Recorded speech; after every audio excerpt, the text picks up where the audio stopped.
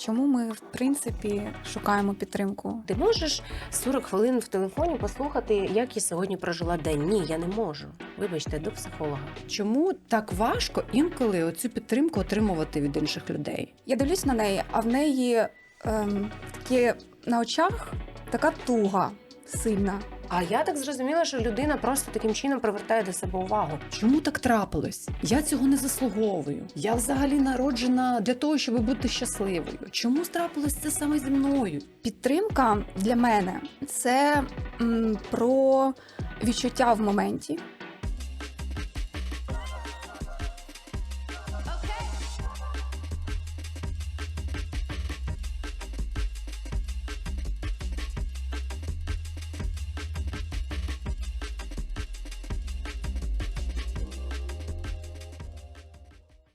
Привіт, любі слухачі!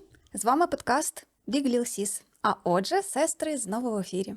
Ми три різні жінки, які виросли під одним дахом, однак маємо абсолютно різні життєві історії, і саме в цьому наша унікальність. Ми не є експертами з успішного успіху і не даємо тут якихось порад, однак ми піднімаємо важливі теми, які хвилюють, мабуть, кожного. Сьогодні ми будемо говорити про підтримку, а саме про силу підтримки, особливо в період війни, як підтримати один одного на відстані. Хочу сказати, що, можливо, сьогодні буде дуже багато саморефлексії, тому що кожен з нас був в ситуації, коли нам треба була підтримка і коли ми когось підтримали. Отже, починаємо. Я Іванка, і особливо для мене підтримка – це про можливість отримати опору тоді, коли я сама не можу себе підтримати. Якось так.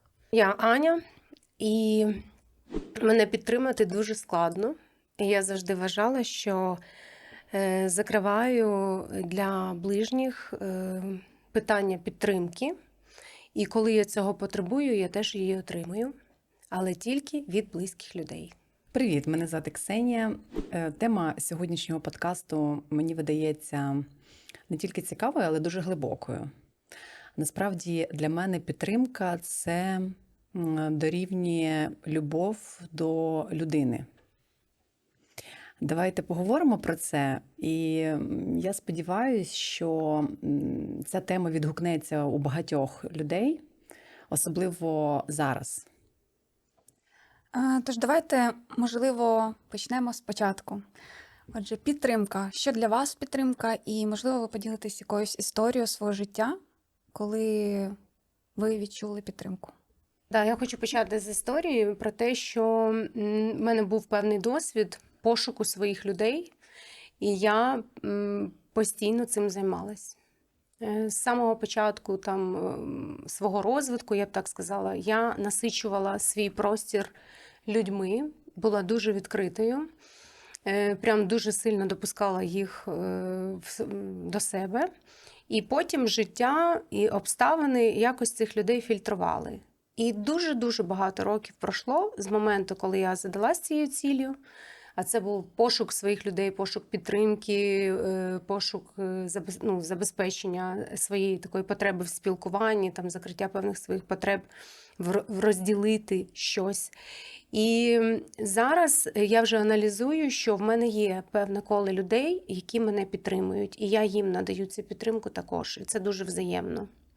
Але вважаю, що все-таки, як це не банально звучить, підтримка має бути психологічна, професійна. Тому що твої близькі, вони можуть бути досить необ'єктивними по відношенню до тебе.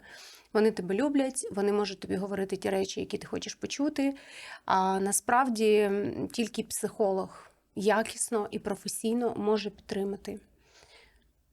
Ксюшенька, як ти вважаєш? Я скажу так, ти щойно сказала у частині того, що ти шукала дуже довго людей, оточення, своїх людей, які б могли б там підтримати. Насправді, на мою думку, підтримка – це один із вид комунікації, який взагалі в нас є. Однак це не завжди, ми не завжди шукаємо її відразу. Тобто є синергія між людьми, ми завжди комунікуємо, ми завжди шукаємо там подруг, ми шукаємо якісь клуби, ми шукаємо якісь цікаві інструменти для того, щоб провести гарно час. Так? Є життєві ситуації. І коли виникає певний тригер в твоєму житті, з яким ти не можеш справитись, або, можливо, якась ситуація, коли ти постаєш перед певним вибором. І тоді ти вагаєшся, і тоді ти, можливо, десь втрачаєш віру в себе, або в тебе трапляється якась трагедія, і ти розумієш, що ти падаєш, морально, так? І ти розумієш, що тобі необхідна якась енергія, якісь сплеск, або, можливо, чиясь інша думка для того, аби проаналізувати цю ситуацію і, можливо, вийти із цього. І тоді приходить саме ця допомога у вигляді підтримки. В першу чергу це може бути від близьких людей, і в другу чергу це може бути від, якщо це інтроверти якісь, вони там вибирають для себе інші форми підтримки. Це може бути, вони слухають там, можливо, якісь музику, або там заходять в якийсь спорт, або тому я говорю про те, що насправді це дуже-дуже глибоке визначення підтримки. І я трішечки розділяю комунікацію, коли ми спілкуємося з іншими людьми заради того, аби провести весело час. І друге, це тоді, коли тобі погано, і в тебе виникає почуття такої трішечки, можливо, до себе співчуття у частині, що ти сам, можливо, не впораєшся. Тоді на допомогу приходять, в першу чергу, це близькі люди. Це дуже індивідуально. Для мене підтримка вартує саме, скажімо так, мене важко теж підтримати постороннім людям. Це дуже треба, аби мене знали добре для того, щоб уміти мене підтримати, і щоб ця підтримка допомогла.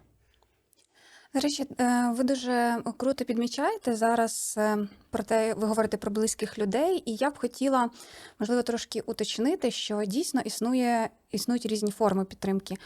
Зараз ми більше, можливо, говоримо про одну із форм підтримки, яка найрозповсюдженіша, мені здається, серед нас усіх, однак вона стоїть чи не останньою по всім психологічним статтям, які я перед цим там пробувала дивитись, перечитувати. І це порада. Вона стоїть у списку десь номер 6. Одна із перших таких важливих форм – це присутність в житті людини. Це перше. Потім щирість відносин. Потім це тілесна комунікація. Потім звичайна комунікація там, з психотерапевтом, все інше. І аж далі десь там в кінці це порада, але не у нав'язливому вигляді. І отже, ми приходимо до того, що тут питання не в тому, ти інтроверт чи ти екстраверт. Тут питання в тому, що ти людина, якій потрібна певна форма підтримки. Я хочу сказати, що багато із моїх знайомих скажуть, що я дуже закрита, що я не ділюсь своїми проблемами. Я не розповідаю там своїм подружкам, не розповідаю своїм близьким багато чогось свого власного, що я переживаю. І вони вважають, що це якби проблема моєї інтровертності. Однак, можливо, це питання того, що неправильно вибрана форма підтримки. Ось на прикладі. У мене було тренування в моєму біговому клубі, і на тренування прийшла одна знайома, я дивлюсь на неї, а в неї такі на очах така туга сильна. І я, ми там з нею потренувалися, я бачу, що вона на розмову там не сильно виходить. В якийсь момент я підійшла до неї і обняла її. І вона прям як погрузла в мене. Не знаю, я тоді отримала прям якісь сироти по шкірі. Тобто в мене було таке відчуття. Але я зрозуміла, що я відчула цю енергію, і я ніби як повернула її цій дівчині. І потім пізніше я дізналася, що в неї там сталася певна трагедія, так, і вона мені написала, що дякую, що ти підтримала мене навіть без слів. І тоді Круто. я зрозуміла, що підтримка для мене особливо це про відчуття в моменті, про можливість відчути людину і правильно знайти, як її підтримати. І це більше про дію, а не про слова. Я дуже недовірлива до слів. Можливо, це якось там, я впевнена, що 100% це, можливо, якісь патерни там ще з дитинства прийшли. Однак слова для мене несуть дуже мало цінності в плані підтримки. Дія і присутність, от це, можливо, те, що на що я реагую. Оце я таку знайшла в собі рефлексію. Але ж як дотриматися цих кордонів? Тому що насправді, скажімо так, ситуацію повернемо в інший бік. Якби було тобі погано, хотіла би ти цих обіймів від тієї Я ж особи? тобі кажу, ти розумієш, тут більше про відчуття тебе, людини. Тобто, от ти бачиш, ти знаєш, що в Емпатія. принципі, так, мабуть, емпатія або емоційний інтелект. Тобто ти цю людину, в принципі, ти її знаєш на протязі певного періоду часу, і ти розумієш, як вона може зреагувати. Тому що я розумію, от в мене навіть була ситуація, коли я хочу підійти до людини і її обійняти, а вона як їжачок. І вона не хоче, і вона прям противиться. Це погано. Ну, тобто треба вміти розуміти, і це більше, мені здається, навіть про вміння і про те, що нам необхідно навчатися підтримувати. Що насправді з дитинства, мені здається, ми не дуже навчені і не дуже часто ми, можливо, отримували її в правильній формі. Тому зараз є проблема з тим, щоб навчитися і дати підтримку своїй близькій людині в тій формі, в якій вона потрібна саме в цей момент. Тобто тут дуже така тонка нитка. Я, звісно, погоджуюсь, що мають бути певні кордони, але треба мати трошки сміливості інколи проявити цю ініціативу, коли ти дійсно тільки людину добре знаєш. Інколи людину потрібно просто встряхнути, інколи потрібно дати пораду, яку тебе не просили. Ну, в мене є, наприклад, дуже цікава історія, що я ніколи не лізу, наприклад, в чужі сімейні відносини. Я ніколи не висловлюю свою думку, якщо мене її не запитували. Я знаю, що є, наприклад, сімейні пари, які роками живуть, там сваряться, миряться, розводяться, сходяться.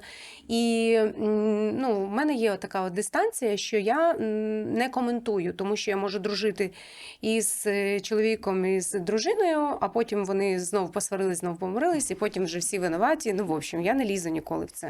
Але от у нас була, наприклад, така історія. Наша сімейна пара, які там в шлюбі більше 10 років, і вони дуже сильний був конфлікт.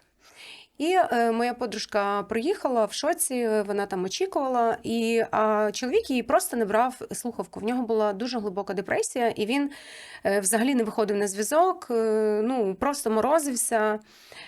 Ми поїхали до нього додому, він слухавку не бере, двері не відчиняє, тобто він повністю зачинився в собі. І був такий дивний випадок, взагалі, мій чоловік взагалі такого ніколи не робить по відношенню до людей, але він переліз через паркан і почав тупо ломитися в двері до людини.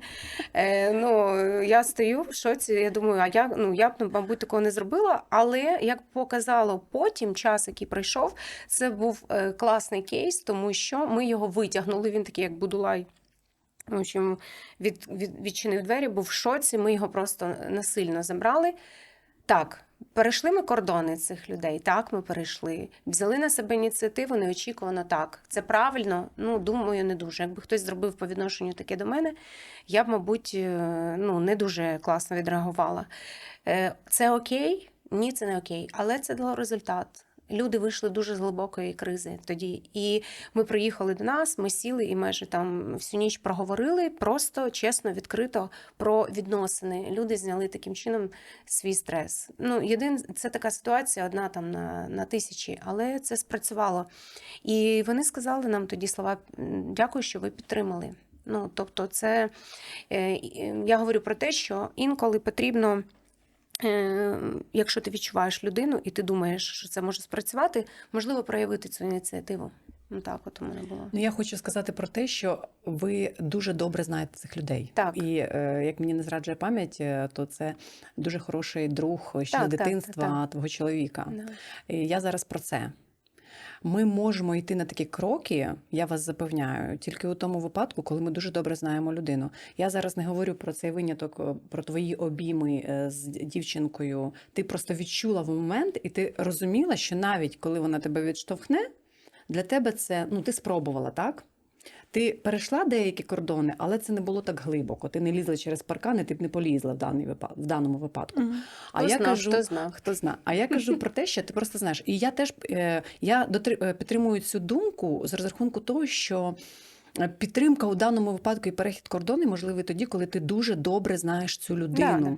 Коли ти знаєш, наскільки її характер, коли ти знаєш, як вона може реагувати, коли ти знаєш, які стосунки, коли ти знаєш, як вона мінімально може відреагувати на те, що ти їй пропонуєш, і коли ти полізла зі своєю порадою, або ти коли полізла зі своєю дією. У мене був випадок, до речі, тут більше підтримка дорівнює допомога.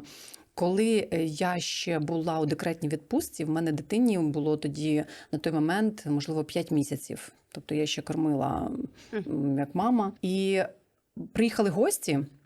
До речі, ти тоді, здається, приїхала в гості. Так, ми тебе чекали на 2 години. Неочікувано приїхали, і був вечір, і я вибігла просто там купити якийсь мінімальний тортик, я не пам'ятаю вже, мені потрібно було через підземний перехід, і я спускаюсь в підземний перехід, і просто біжу, нікого не бачу, наче не озираюсь, і тут мене трішки так звук, діти плачуть.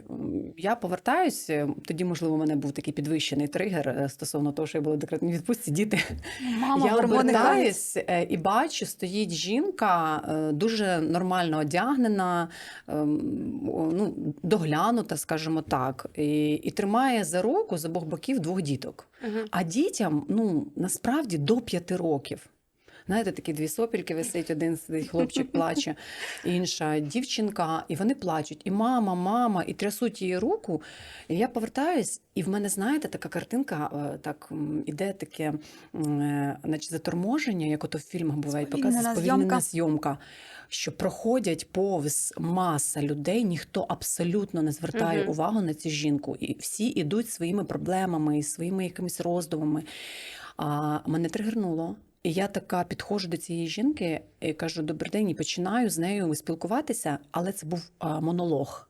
Вона взагалі не реагувала, вона дивиться в якусь в іншу сторону, і я бачу, що ну це не наркотики, це щось інше. І я беру на себе сміливість, і я починаю присідати до дітей, починаю розпитувати, а вони в шоці. Тобто в такому шоці. Малі. Діти малі, вони не розуміють, мама. Я беру її телефон. Дівчата, я не знаю, як я його розблокувала, я вже не пам'ятаю, чесно вам скажу.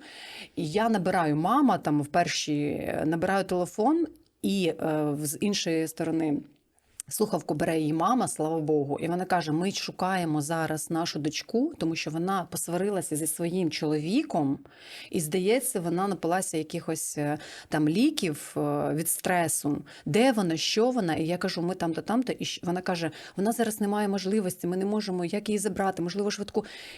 Уявляєте, я беру її під руку, беру цих малих дітей, знаючи, що в мене там гості, повна хата гостей. Я її затягую в машину свою, закидаю цих дітей в машину, їду, заспокоюю їх і везу її реально по тій локації, яку мені скинула мама. При цьому паралельно я викликала швидку, викликала поліцейських, я привожу її на це місце, і приїхали медична служба, і вони сказали, що ви врятували цю людину, тому що вона була вже, в неї був філактичний шок, тобто вона вже було передозування якихось ліків сильно діючих, протистресових, якісь антидепресанти, ви розумієте? І її відкачували потім в службі в цій швидкій. І до мене підійшла мама, вони були в шоці, і я бачу, що нормальна сім'я, так? І мені тоді лікарі сказали, що ви спасли життя. І я приїжджаю тоді без тортика така додому. Що це було реально? Мене довго не було. Я приїжджаю в такому шоці. Мені так стало жалко дітей. Я так прям пережила цю ситуацію. Ну і ми тоді тебе підтримали, Ми звісно. тоді підтримали. Я кажу, що це було реально? Тому що треба інколи дивитися просто Не бути байдужими. Не бути байдужими, Ну, реально. так, підтримка дорівнює небайдужість. Це дуже важливо. До речі, якщо говорити вже про причини, чому ми, в принципі, шукаємо підтримку? Це дійсно можуть бути дуже різні ситуації. Це можуть бути якісь сімейні проблеми, це може бути якісь трабли на роботі, це ви з кимось там посварилися, чи, можливо, вам просто погано, чи ви там не знаєте, що далі робити там в своїй професії, або там з навчанням щось не ладиться, якісь відносини з людьми не ладяться. І от ми тоді в якийсь момент нам просто треба якесь плече, нам треба якась підмога, і ми починаємо шукати. Ми починаємо шукати, де, хто, як. Саме перше, що приходить мені в голову, це, звісно, психолог. Однак, скажу так, це дуже непопулярно було донедавна. І я розумію, що в основному люди починають шукати спільноти, які зможуть їх витягти. І мені здається, що це така дуже гарна історія про те, що збирається дуже багато людей, в які можуть в якийсь момент просто тебе витягти, навіть не розпитуючи про твою проблему, але от проводячи якось разом час, вони можуть тебе витягти із певної там ситуації психологічно. Ну, твоя бігова спільнота, вона допомагає тобі, вона підтримує тебе, бігова спільнота? Ну, це 100% так. У мене це було більше про те, що я сама по собі, от в погоні там за якимись кар'єрними досягненнями, я дуже себе заганяла, і для мене це прихід там в бігову спільноту, це було більше про те, що я буду говорити про що-небудь, але не про роботу. Тобто я не, типу, як цю проблему я її відкидувала, я думала про щось хороше, я намагалась знайти щось прекрасне в цьому житті, щось інше, що я живу не тільки роботою, що в мене є якісь там хобі, наприклад, і я починаю перефокусовуватись. Ну це вже більше про, можливо, якісь дійсно саморефлексії, про те, що я себе починаю розуміти і знаю, що це мені допомагає. Тобто біговий клуб 100%. Там якийсь спортивний інший напрямок в якомусь клубі, я думаю, що це також дуже витягує. Але я знаю, Ань, що в тебе, наприклад, дуже гарна історія з клубом, не біговим, але ні, із біговим клубом в мене не склалось, так. Окей Клаб. Так. До речі, назва дуже підкреслює, Так. що це про тих людей, у яких все окей. Може, розкажеш трошки? Я взагалі була здивована, що в період війни у людей просто неймовірний запит на спільноти.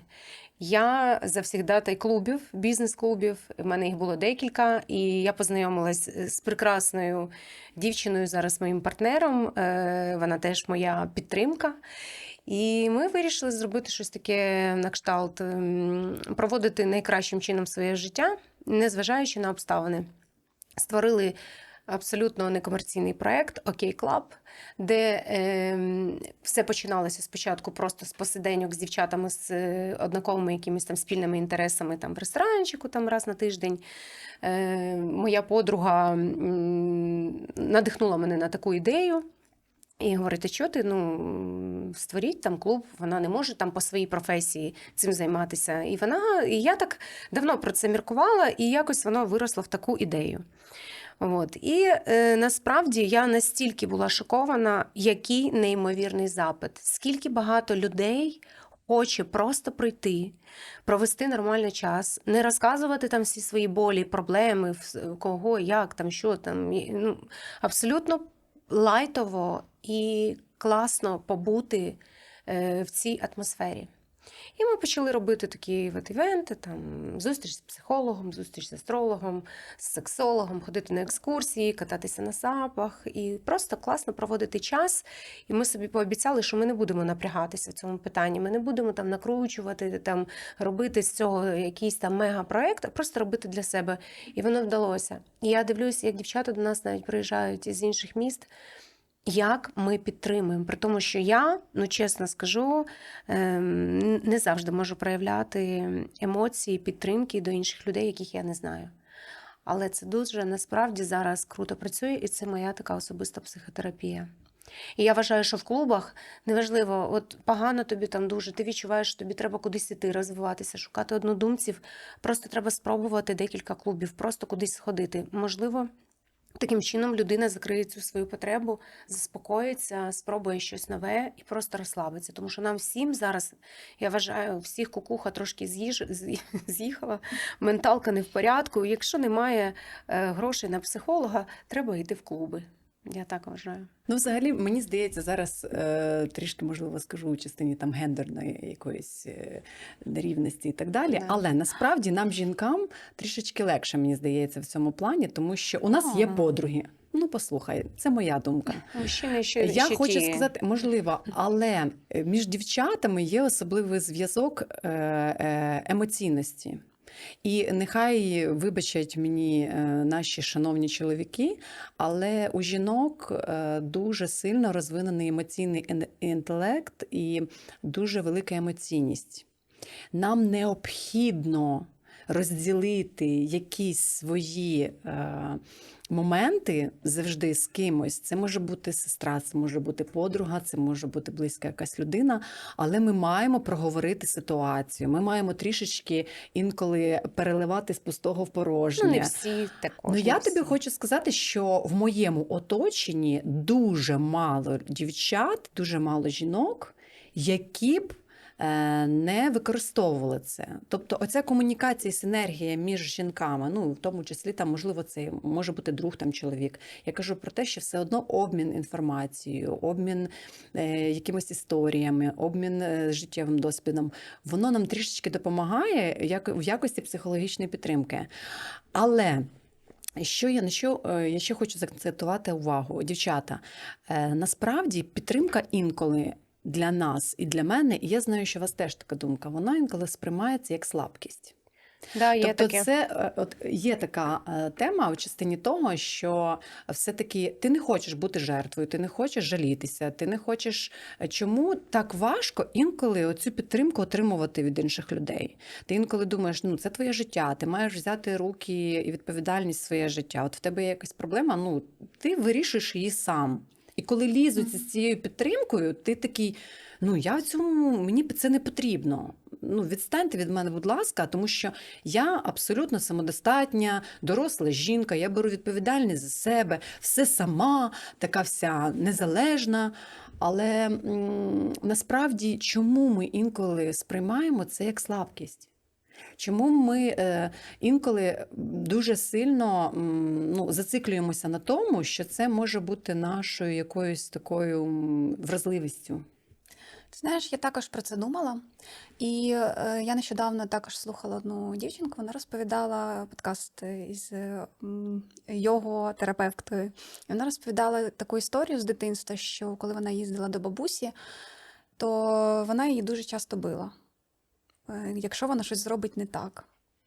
І мені здається, що дуже багато, коли, наприклад, ти щось робиш не так, і на свою реакцію, замість того, щоб тебе підтримали, тебе там лупашать або тобі говорять неправильні слова, це дуже відображається на дитині. І все-таки я вважаю, що більшість оцих проблем, що ми повинні з усім справлятися самі, це через те, що з дитинства нас не підтримували так, як треба. Я говорю, можливо, якісь такі зараз більш складні речі, але по-простому. Елементарно. У тебе там виступ в музикальній школі. Ти йдеш на концерт. Ти очима шукаєш рідні очі, побачиш, щоб тебе хтось підтримав.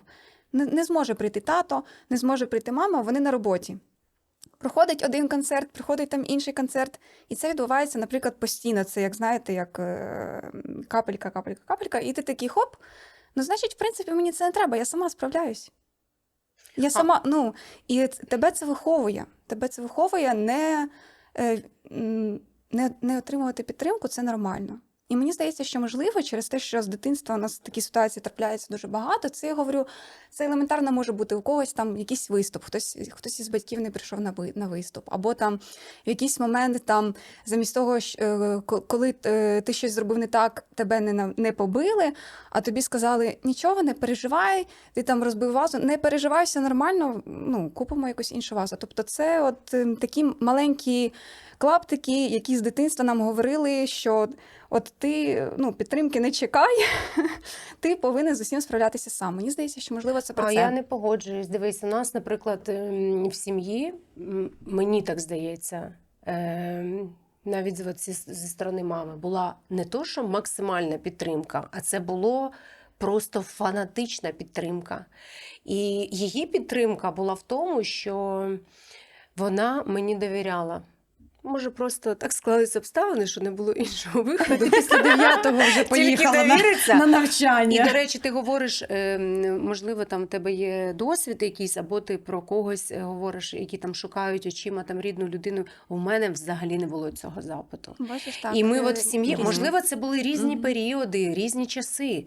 Але от підтримка матері саме в тому, що це така степень довіри. Я мала, мені 14 років, я їду в інше місто, в чуже, але вона мені завжди говорила, вона виростила мені крила, вона мені завжди говорила, ти найкраща, в тебе все вийде, в тебе все. Може, це тоді була взагалі неправда.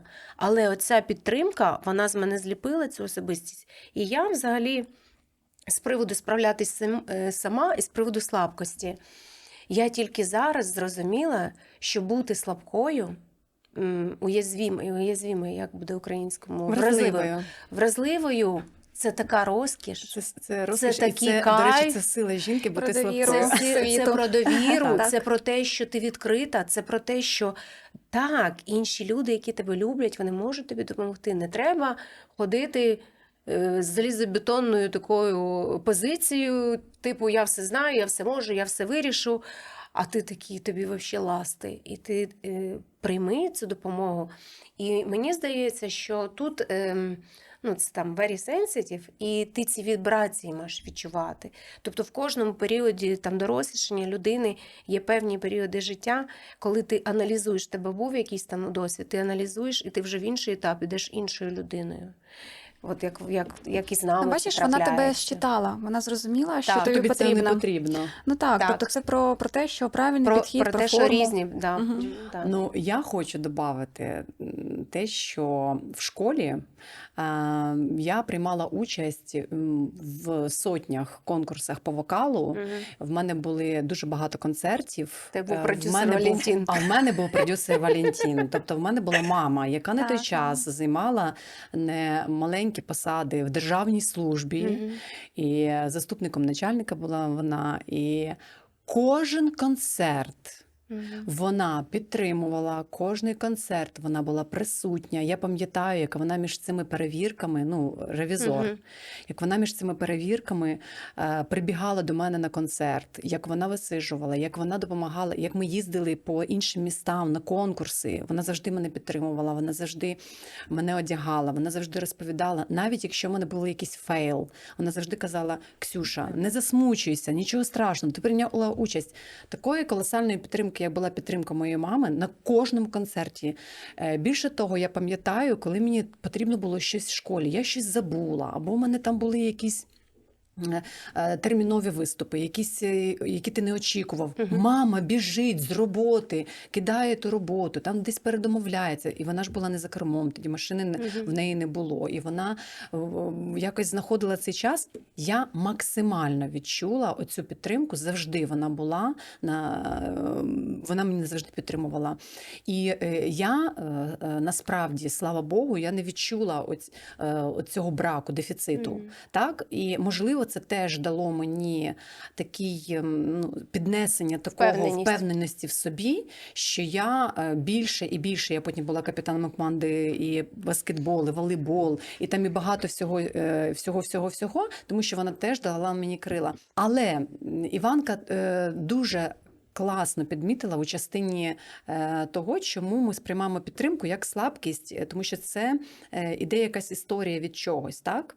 Ну, можливо, так. І я хочу сказати, що, можливо, із мого досвіду, враховуючи те, що ми дуже багато на себе взяли відповідальності, враховуючи вже той бекграунд, який у нас був, що ми от на такому піці, можливо, там своєї якоїсь там кар'єри або свого досугу, так, ми підняли якусь свою планочку, і вже після цього ми не хочемо бути слабкими.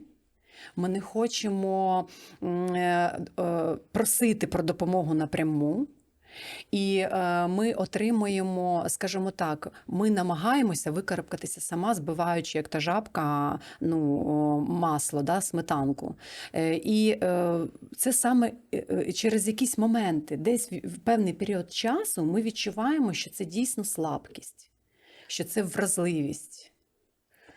Можливо, дійсно, це ще й нав'язано якось суспільством, і ти звик Наші батьки 100% вони звикли не ділитися емоціями Мгм. і Ну не да, запитувати, різне покоління. не говорити.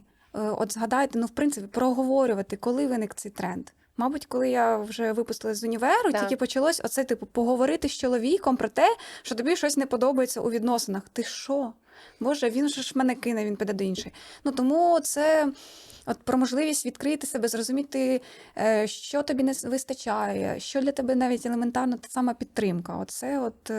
Воно прийшло до нас, от ми його зловили трошки пізніше, можливо. Ще хотіла затронути таке питання. От в мене в житті був момент, коли я була людиною, яка постійно підтримувала. І підтримувала діями, поїхати, поговорити. Це були дружні відносини із людиною, і в неї було там складне життя. Однак я стала порадницею, при цьому, що я не хотіла, але в мене, знаєш, що в людині щось відбувається, вона розповідає свою історію. І ти такий, ти ж можеш якось по-іншому зробити, ти ж можеш подивитись на це так і по-іншому. І вийшло так, що людина в моменті, вона втратила, що вона сама повинна обирати, і вона тобі телефонує в якихось дуже простих речах і шукає відповіді. Це синдром жертви. Так. І я зрозуміла, що це страшно, і я не хочу таких відносин. І мене це стало тяготити. І я зрозуміла, що я не психолог, і бувало, наприклад, так, що ми йдемо різними життєвими шляхами, я обираю одне, і я розумію, що іншій людині обрати те, що я обираю, їй набагато важче. Але Звісно. вона, наприклад, обирає. Так. Вона обирає, в неї там щось добре складається. Потім в якийсь момент я постійно повинна підказувати, але це мій вибір. Тобто це те, як я б могла, що я могла зробити. І я тут про те, що інколи це добре, що я зрозуміла в якісь моменти, я зупинилась. А скільки це тривало? Кілька років. Тобто це я тут про те, що є оце відчуття, що ти повинен піклуватися, і ти відчуваєш провину, якщо ти не допоміг, якщо ти не сказав. І воно тебе починає гложити дуже сильно. І що ви взагалі думаєте про оцю гіперопіку і надмірне піклування, надмірну підтримку, надмірне телефонні дзвінки і все інше? От в вашому житті таке, можливо, було? Я хочу, це прям така для мене тема. Я не знаю, можливо, в силу обставин, але в мене немає таких людей в оточенні. Тобто я, якщо бачу, що там сопілька потекла, і коли я бачу, що... Я просто пригадую нашу поїздку в Іспанію, коли з тобою в номері попалась дівчина, в якої завжди в житті все було не окей. Це не Іспанія була, А це коли ми ти? їздили Ми в Францію, в Барселону, це до війни ще. Так, і Тур був такий, тобто, автобусний. знаєте, що це було, я на Ксюшку дивлюся, вона вирвалась, реально, ця відпустка і була як передишка. Їй так треба було просто, взагалі, не про що не говорити, просто попити вінішка, поніжитися на пляжику і просто І тут їй попадається жертва в Кубі. Просто в неї постійно щось ламалось. Перед нею закривалось метро, це Кастаньєта, яка там їхала, ми їхали Чорну Мадонну цю дивитися. В общем, перший раз за 50 років зламалась та електричка. В неї постійно був якийсь синдром, в неї були боліві якісь, постійно боліла голова. І Ксюша виходить і говорить: слухай, я перших 2 дні підтримувала, купувала таблетки на заправці, я там ходила, їй там щось під нос. А я так зрозуміла, що людина просто таким чином привертає до себе увагу. В моєму оточенні просто є такі люди, які просто пробивають оцей мій. А ти можеш 40 хвилин в телефоні послухати, як я сьогодні прожила день? Ні, я не можу. Вибачте, до психолога. Якщо я людей дуже сильно люблю, я просто відчуваю на молекулярному рівні, що вона сипеться. Я просто проявлю це діями. І в мене було мільйон прикладів, але жертв в мене, я вже можу собі це дозволити, я достатньо доросла вже, і самокритична, і дуже з великими вимогами до оточення і до себе в тому числі. Я собі просто такого не дозволяю. Тому сопільку пустить, попереливати з пустого в порожнє, 100 раз розказати одну і ту саму ситуацію. Можливо, так комусь закривається ця потреба. Це не в моєму варіанті. І я цього дуже не раджу. Я дуже негативно. Це більше про тому що ти ж вийшла підтримку. і ти ж вийшла з відносин. То це була подруга, ти вийшла з відносин, тому що це вже стало настільки токсично, що ти ні, не окей, мені дуже погано з цим. Ну, тобто, Дівчата, головне тут, знаєте в чому? В тому, що коли ти спілкуєшся з подругою перший раз, другий раз, ти ж все пропускаєш через себе. Так, Це ж енергія. так. так, звісно. І враховуючи емпатію і враховуючи емоційність, ми ж даємо поради, до прикладу, навіть там подругам, ми проживаємо ці моменти. Це не просто, як в американців, «What's up? How are you?» І ніхто не хоче I'm слухати fine, I'm відповідь. fine. Всім просто по барабану. Що ти, як ти прожив А свій ти день? тут раз і почав розказувати А свою ти історію. такий, ну все окей, добре, проїхали. Bye. Побачимось, да, see you soon.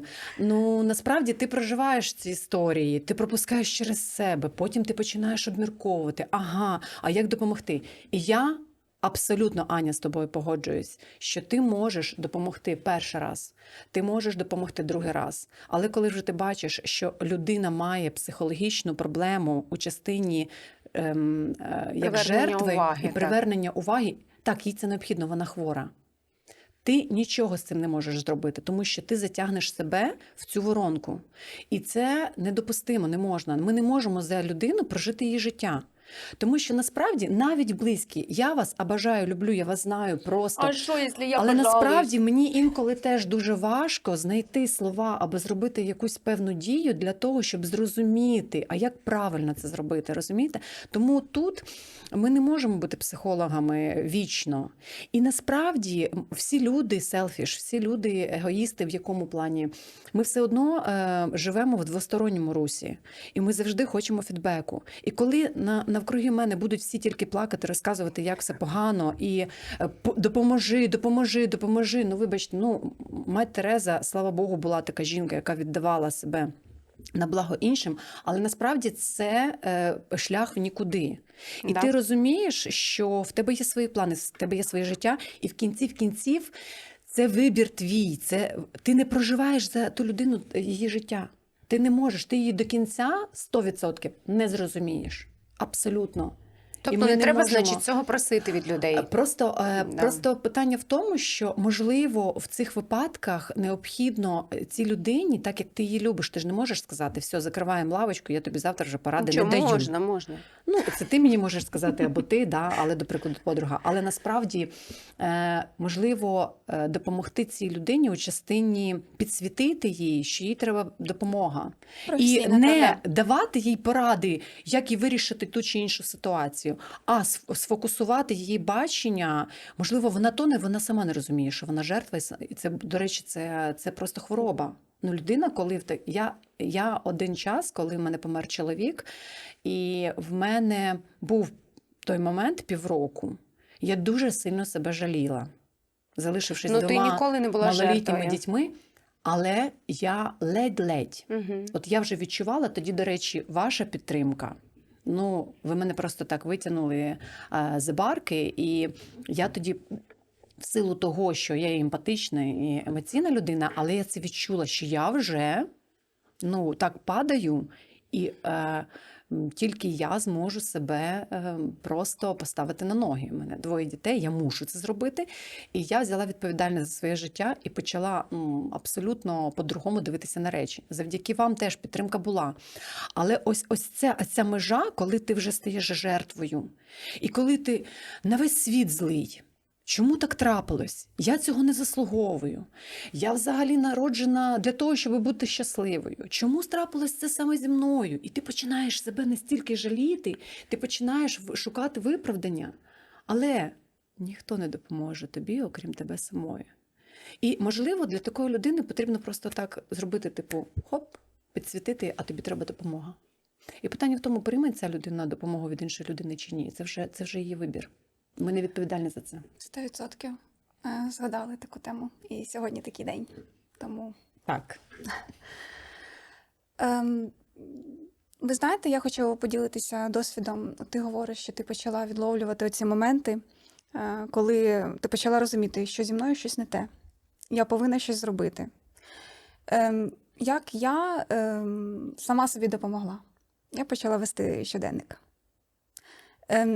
Коли ти не готовий отримати підтримку від інших, коли ти закритий, тобі важко попросити, що тобі треба підтримка, ти не хочеш визнати, тому що ти дуже сильний. Ти починаєш рефлексувати самостійно. Я брала нотатку, і перше, що я робила, так, от мені зараз погано. Що я можу зробити, щоб мені стало добре? Так, 5 хороших подій за сьогодні, що зі мною відбулися. І я тупо писала: сьогодні я купила вазон. Там, Що, серйозно? А я кажу, не знала цієї сторінки у твого життя. мене навіть є уявляєш? збережена нотатка, і я інколи його перечитую. Я вела його, мабуть, з 15-го року, можливо, навіть трошки раніше. І я настільки інша була. Я Так. настільки по-іншому на все реагувала і все відчувала. І коли я прочитую свої думки мене тоді 20-річної, я розумію, що це мені так допомогло. Це як моя історія, яка написана там з 20 років, але я ж її забуваю. А потім я перечитую і думаю, блін. Це, до От речі, я- крута штука. Щоденник, всі психологи про це кажуть. Так. І це мені допомагало, тому що що я помітила? Що є цикли. І Мгм. реально у мене було так, не знаю, як це відбувається, якось циклічно підйом-спад, підйом-спад, підйом-спад. І ти аналізуєш це, ти сам це писав. Я писала замітки в нотатнику приблизно з періодичністю в один і той же час. Хм. Тобто це такий як Цікаво. самоаналіз, і хочу сказати, що мені це дуже допомогло. Я про те, що якщо немає підтримки зі сторони, з певних причин, ви не можете, ви там залишились одні. Спробуйте порефлексувати. Це дійсно, я на власному досвіді кажу, що мені це допомагає. Просто елементарно, ти просто там прописуєш якісь свої певні дії, потім ти їх аналізуєш з часом, і ти розумієш, що було не так, і тобі не треба для цього купа порад. Ну так, класний кейс насправді. Я хочу ще трошки поговорити про психологічну допомогу. Я забула сказати про одну дуже класну історію. Після смерті твого чоловіка в мене почалася дуже сильна депресія. І я абсолютно не спала 2 неділі. Взагалі, тобто організм не провалювався в сон. Мене вже почало дуже сильно штирити, тобто це відображалось на всьому. Мені треба було зранку там по роботі, за кермо, там діти, сім'я. І я просто розвалювалась. І тоді в мене не було взагалі коштів на регулярну психологічну допомогу, тому що знайти якісного психолога – це дуже важко. Я там спробувала 1, 2, 3, ні, не то, мені важко. Тобто я приходжу на сеанс і починаю обезцінювати. Є в мене така риса характеру. І тут я натрапила на дуже класного гештальт-терапевта, в нього була своя школа до війни, достатньо відома. Слухайте, я приходжу, з ним на сеанс, ми сидимо, і тут хопа, бінго, він попадає в яблучко. Я не знаю як.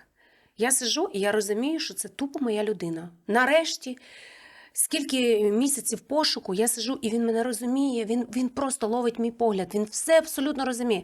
Я перший раз плакала на сеансі, ніколи такого не було.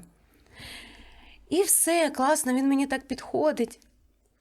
І все, середня ціна тоді психотерапевта щось була 500 гривень, я вже не пам'ятаю. Тоді курс був дуже дорогий, я Так, пам'ятаю. питання в тому, що я виходжу і розраховую, я буду до вас ходити, окей, все, прощаємося, він каже 150. Я говорю, що 150? Думаю, не може бути гривень. Він каже, доларів. А на той момент... А в тебе 50 на карті. А в мене щось на карті там 5 гривень, а це якщо перерахувати, тоді, десь там було 7 тисяч, за один раз там 7. Хорошо, що в мене там була кредитка. Вже і психолог не сильно підходить, я, трошки знаєш, він не мені карточний, вистачило а одного А він дивиться на мене і говорить, В принципі, такий же хороший. Анна, я вважаю, що вам підійдуть групові сеанси. Я говорю, 5 разів на тиждень. слухайте, я дуже розстроїлась тоді, дуже прям розстроїлась. Звісно, я скрипя зубами оплатила, але я так більше, я перед тим, що як іти, я не знала, що є такий рознос в цінах. Слухайте, я йду в цю групову терапію. А там, чесно, суїцидальники сидять. Тобто ти, вроді би, дивишся, люди нормальні. На перший погляд.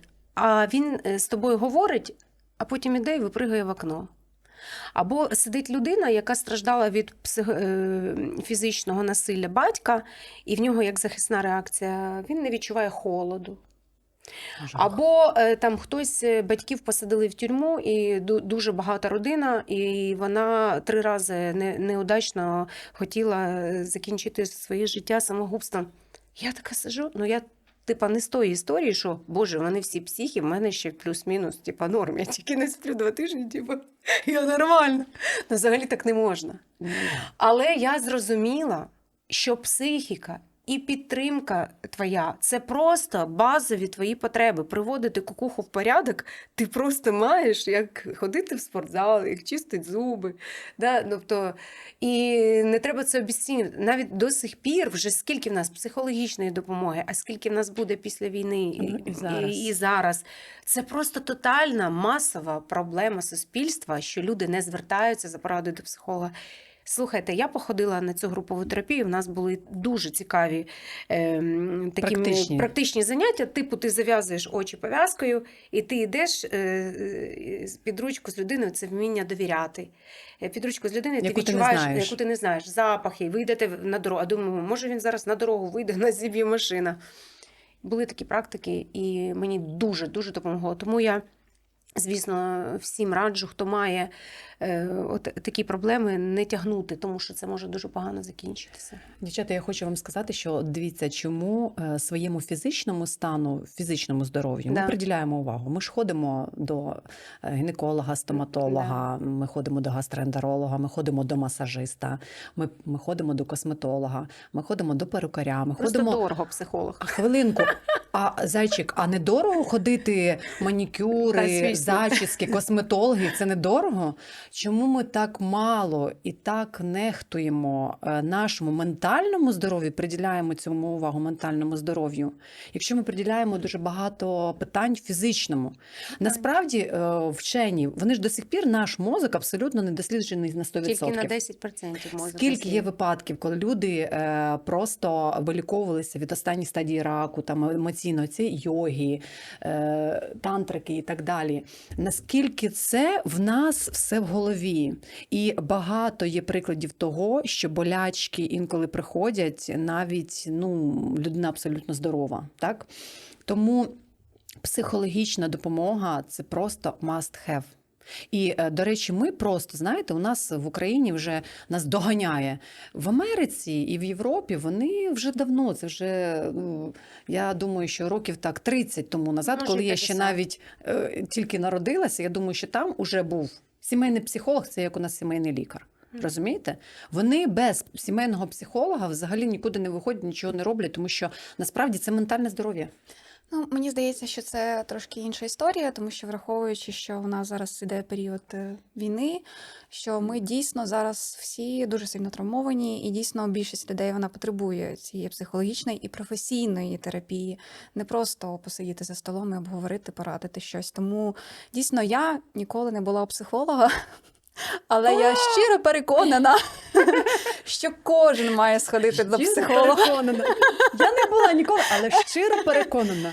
Не знаю, це круто. Я просто ходжу на біг, я маю тренера. І це класно. Я йому повністю довіряю, тому що він професіонал.